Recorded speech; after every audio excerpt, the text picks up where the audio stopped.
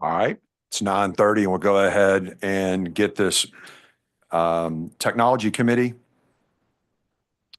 underway. And we're going to first take up Senate nomination number 98 for Mark Henderson of the Kill, Mississippi, for ITS Authority for a 5-year term beginning January the 22nd of 2025 and ending on June 30th of 2029.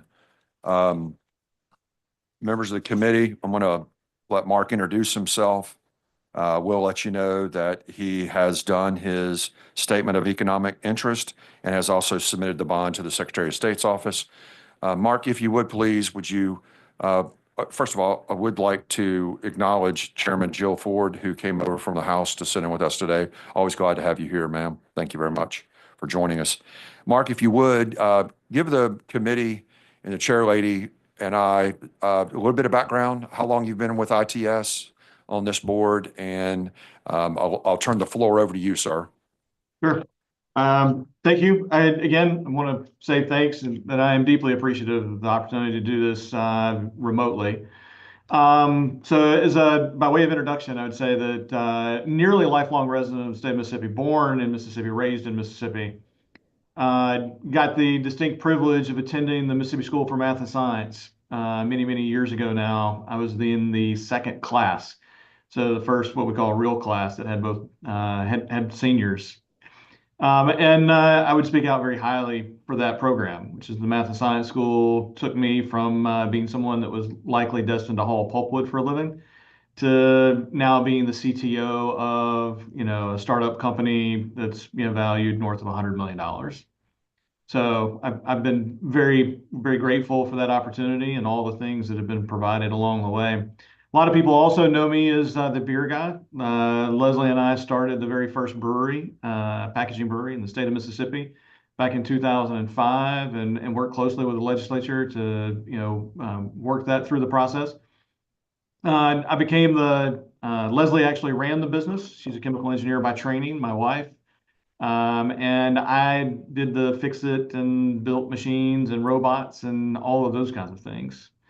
A few years back, I got nominated to join the ITS board, so I have completed a 5-year term. Well, actually, I think I was a replacement, so I think I did a 4-year term for that position, and it has been an absolute, just a great experience. Learning, it's interesting, that board is actually quite diverse. We've got everything that handles from people that have lots of skills on the legal side to people that deal on the hospital side. I tend to be the nerd of the group and ask a lot of hard questions. That sometimes goes over well and sometimes doesn't, but I am 100% committed to Mississippi. Efficiency, doing the best we can to keep and grow the talent here in the state of Mississippi. And Dr. Ogeron and I have worked together very diligently over the last 5 years to make that happen. So with that, I'd open it up to questions, Mr. Chairman. Thank you, Mark. So first of all, let me ask you, we have looked through your information, as I said, and members of the committee, you'll see that there's some notations in here that talk about his statement of economic interest that has been turned in, and the bond has been provided to the Secretary of State's office. So that is an update to what you have here with you. Mark, we have a couple of questions that we always ask our designees. Have you done anything that would embarrass the Senate, the Lieutenant Governor, or the Governor of the state of Mississippi? No, I have not. We would like for you to keep it on that pathway as well, please, sir. Mark, I'm going to have a little bit of latitude here with you because you and I have worked with ITS and their board for a number of years. We've worked through some of the processes that the board has had to deal with, and we've also talked about some of the inefficiencies within not only state government, but specifically with what the board is actually asked to do during their meetings. And We've had some conversations about this in the past, and I don't want to put you on the spot, but I would like for you to give our committee a little more of your thoughts on how we can do things better within state government, what you think, should your confirmation go through, and I have full confidence in that, what you think that the board should be focused on in the future, and what can the board provide the state of Mississippi as well as the department in a more efficient way?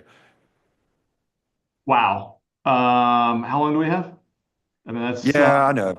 yeah. Let's No, keep it down, but I know what you mean. yeah. So, I mean, it is quite complex, right? So, one of the major things that we oversee is just generalized procurement of information technology things, both services and equipment in a variety of ways. A lot of that stuff is, shows up at the director level, and Dr. Ogeron kind of shepherds it through the system and does all the bits and pieces. We see the bigger issues. And there's lots of room for improvement, and we see that on a regular basis. One of the things that I have harped on almost with religious fervor is um, uh, the idea that we want to keep these jobs in the state of Mississippi. A lot of the things that we oversee are actually funded by the federal government or cost shared in a variety of different ways. And I've noticed over time that a lot of those things end up being outsourced to companies outside the state. And that's a combination of the state personnel board and positions and the salary levels that are allowed. I'm 100% for efficient government, but efficient government does not mean cheap government. You need great talent to do great things, and that has absolutely been a struggle. Is that a department will come to the board and say, "Hey, look, we're going to have to spend $1 million to pay people that live in Nashville, Tennessee, to come do this job because we don't have the positions to actually offer those people here in the state of Mississippi." And at a strategic level, I think that is a true disservice to the state of Mississippi for us to, take those dollars in and then just feed them back out to someone else. There's also the shared services model, which Dr. Ogeron actually has kind of created the hub and spoke model of, services that, ITS can bring together and then disseminate back out. That I legitimately believe needs to be expanded. And we don't need to do that through force of will. We need to do that by having the best services available. But there are certainly some challenges there in terms of the way, even how people are known to the technology system, right? Emails are highly distributed, and our government in the state of Mississippi is highly distributed. But the cost efficiencies are going to come from, right, bringing those services together and providing the back end support in really significant ways. Cybersecurity is another one of those that you tie into that. If every individual department is responsible for their own cybersecurity, then you're expecting every department head to have experts in that field. I will tell you that nobody in that field these days is an expert for very long. And so trying to amass that level of knowledge, leadership, and capability at individual locations, I think is very, very challenging. And I think that's a place for ITS to really put some effort in. Yeah, great, Mark. One of the things I just want to tell the board, our committee members here.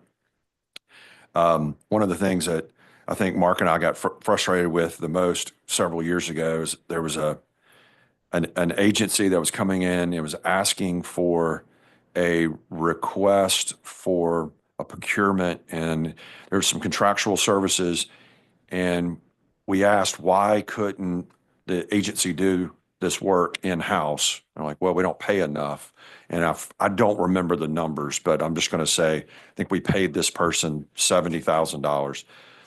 Well, that person left the agency, ended up contracting with the agency to do the exact same thing that that person was doing, employed for 100 and something thousand, and then found out that if they moved to Nashville and opened a shop there, that they could charge the state more for their travel as well as the office space that they had to have in Nashville. And I think Mark and I started throwing stuff around the room, and it's extremely frustrating. But these are the things that we deal with and that the board sees. And these are things that happen at the agency level that sometimes just by necessity. But to Mark's point, we've got to do a better job in working with SPB and trying to find a way to pay our professionals more to keep them here and to keep them within these IT pins. So with that being said, I don't want to drag this out anymore. Do any of the members of the committee have any questions for Mr. Henderson? Anyone? I'm good. Madam Chair? You good? All right. Mark, thank you very much. Is there a motion? Do advise the consent. All right. Motion is advised consent. All those in favor, say aye. Any opposed, say nay. Mark, thank you very much. Appreciate your time. And Thank you, you'll Chairman. hear from us shortly. Thank you, buddy. Yep. Thank you. Always good to see you. All right, next up on our agenda is Dr. Craig Orgeron, Senate nomination number 67. Dr. Orgeron, you've been here for a little bit. You're familiar with our committee and the people that work here. I'd like to open the floor up to you and thank you for coming today. Thank you, Mr. Chairman. Very gracious to be here and to even have the opportunity to come back to ITS and serve.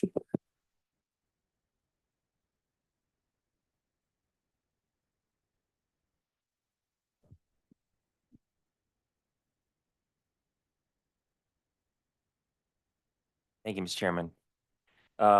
It's an honor to be here in front of the committee. I think IT and government is a pretty interesting mix of an industry that moves at warp speed and marrying it with the due diligence and processes on the public sector side.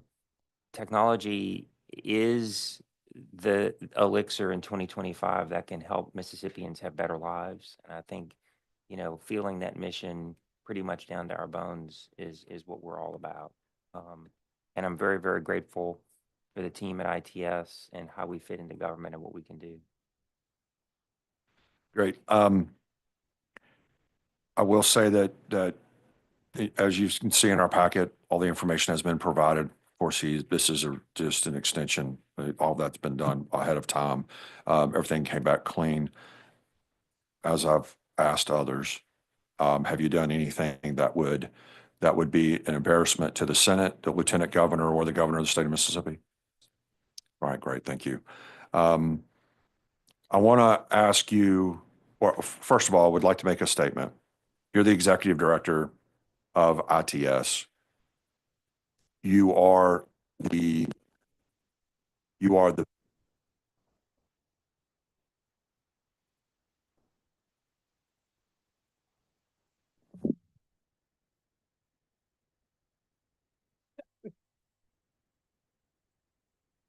you're doing this, aren't you?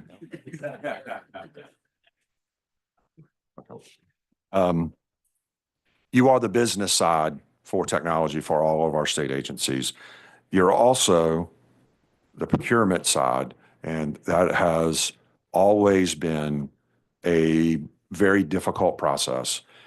We, as committee members of the legislature, always hear from agencies, and you have been very responsive to me, to Chairman Williams, in the past on the specific issues. You know that we are doing what we can through the legislature to try to improve that process. I want to tell you thank you, first of all, for you and your staff for helping us work through some of those issues and helping our agencies get there. We hope that these new pieces of legislation will make it easier for agencies to procure. That being said, we've got to do everything that we can within the agency to make sure that your staff is not slowing anything down and that you're able to follow what is happening in real time and in framework. I appreciate some of the things that you've set up over the last couple of months to be able to do that.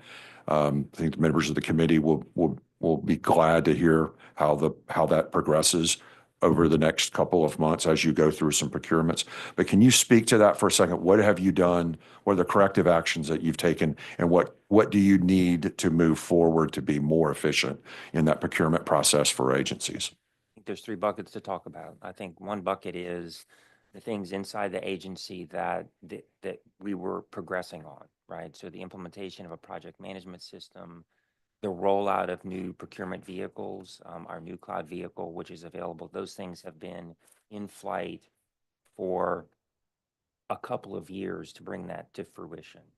I think in returning to ITS and spending the first 3 or 4 months meeting individually with the top 30 agencies, I really still felt that we needed to do more. And in doing more, what we did was set up a modernization advisory council with the top 30 agencies. So the top 30 agencies in Mississippi spend 98.2% of the technology budget.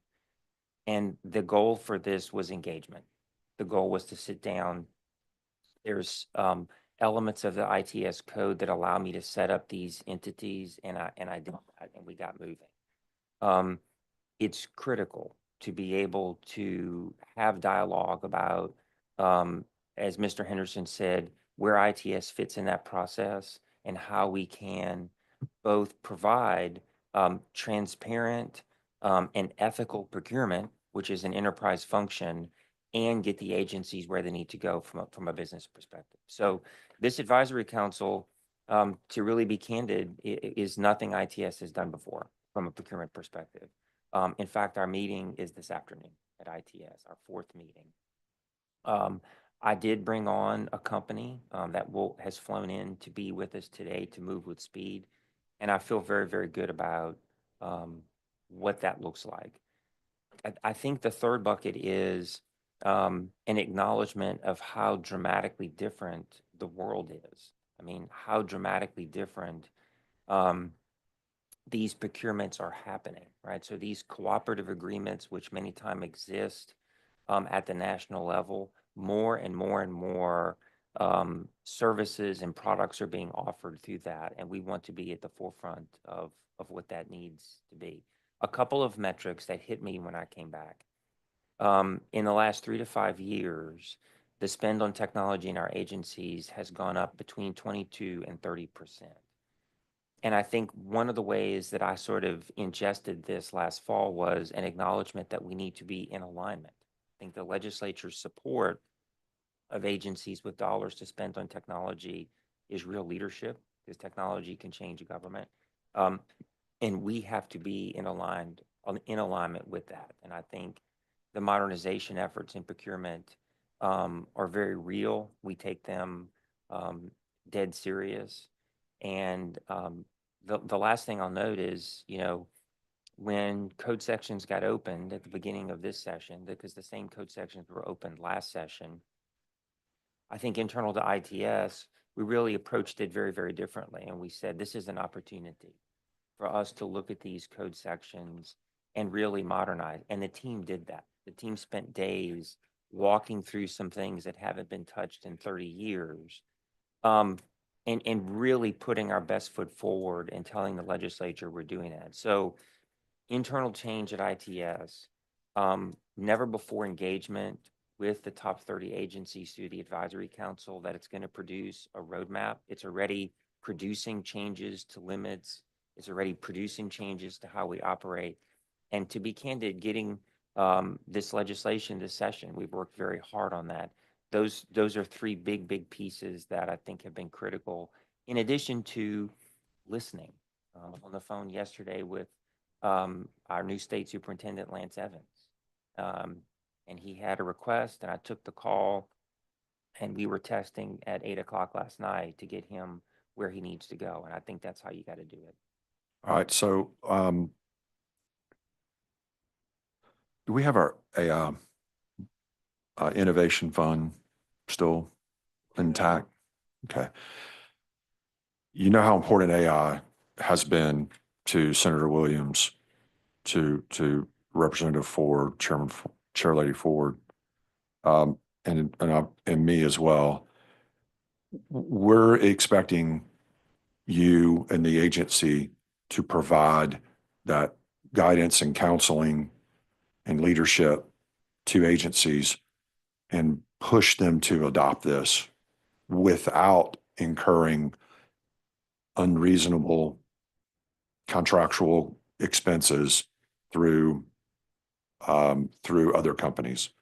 And I would just like for you to speak to that very briefly about AI, where you see that going, and what should we expect next session after you've had an opportunity to digest what we hope will end up passing this session, and then what do you think your request is going to be for next year?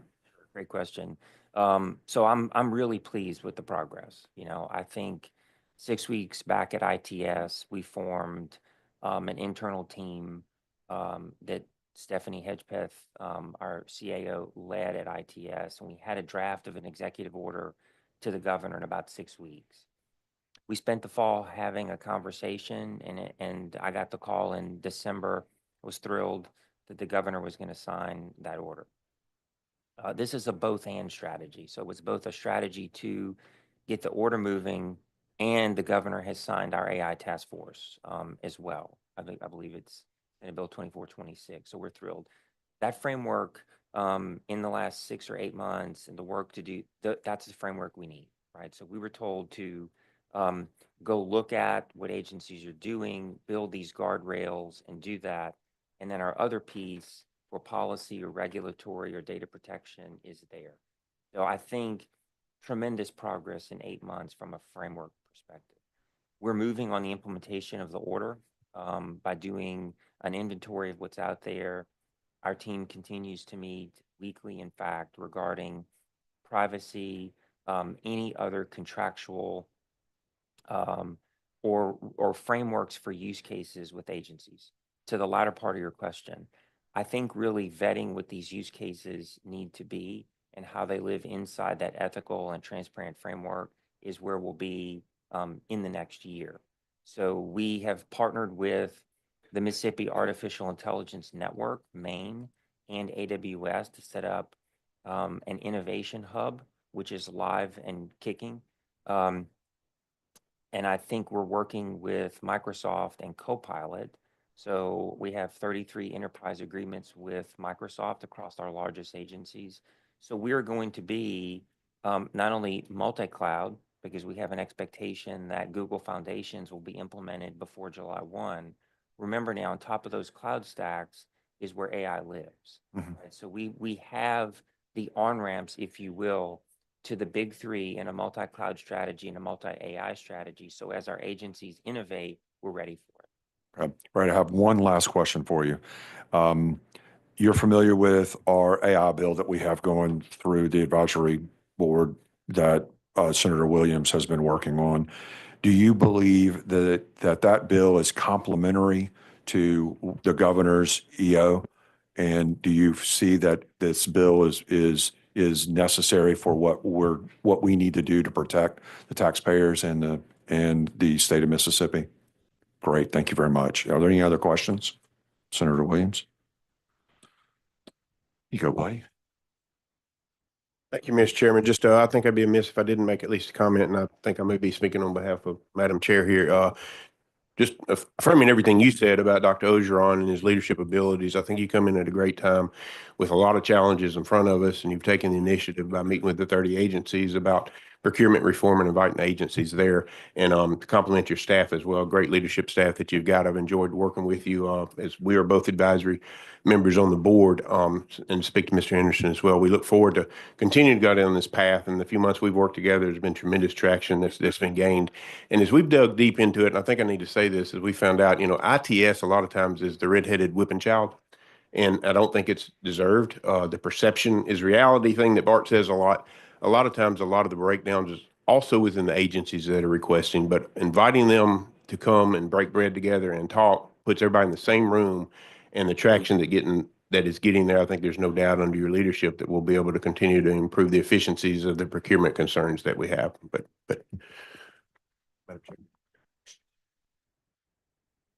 Madam Chair, you have any questions at all? All right, can I have a motion? All right, you've heard the motion. All those in favor? Any opposed? Thank you very much. We'll see you shortly. And I'll take another. Thank you very much.